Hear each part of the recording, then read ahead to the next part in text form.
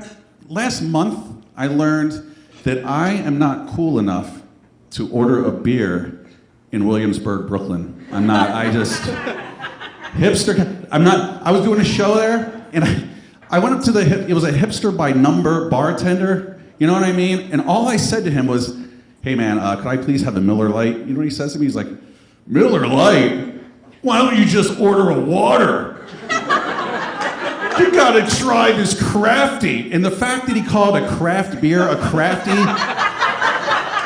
just made me want to Kamala chop him right in the Adam's apple. You know what I mean? Like, call it a craft beer.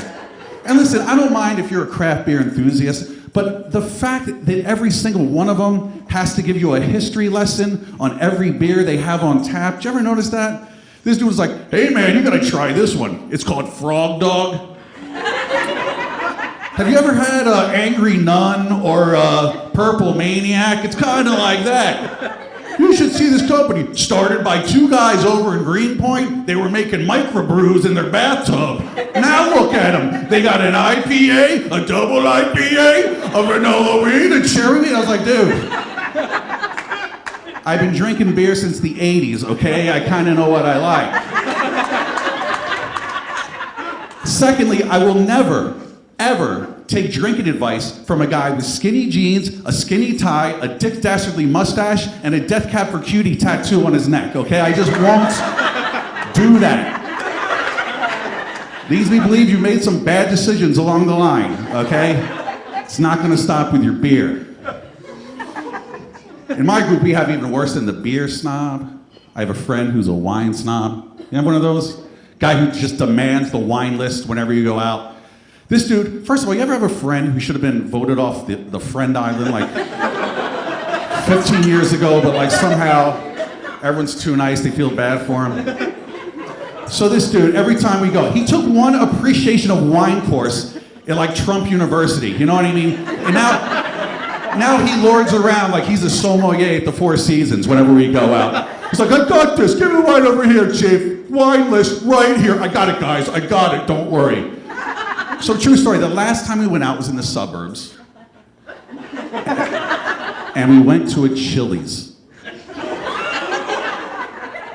This guy asked to see the wine list. Yeah, who doesn't want to see the wine list at Chili's? I mean, how many blends can Yellowtail possibly put out in 1 year?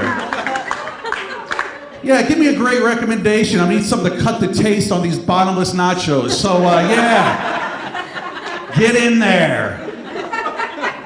So this dude calls over our 16-year-old server, right? And starts peppering her with questions like he's James Lipton on Inside the Actors Studio.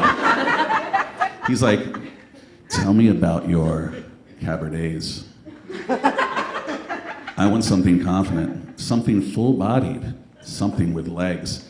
I was like, "Dude, are you ordering a bottle of wine or a prostitute? Because that definition was pretty sexy, I gotta be honest." Well, I'll close with this. I started thinking, was there always wine snobs all throughout history? Have these clowns always been around? I mean, even back in biblical times, right? Like imagine Jesus had 12 disciples. I was thinking if one of his disciples was a wine snob.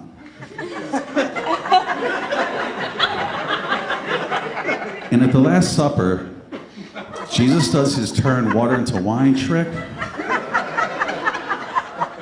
If the disciple who's a wine snob didn't like the wine Jesus made, do you think he'd have the guts to bring it up to Christ after the meeting? Like he's like, "Hey Jesus, can I get a word?"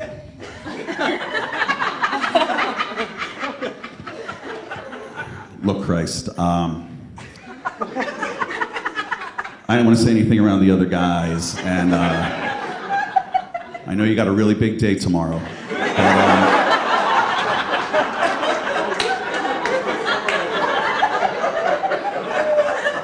I just thought the wine, it was a little oaky." All right, guys, thank you for listening to me.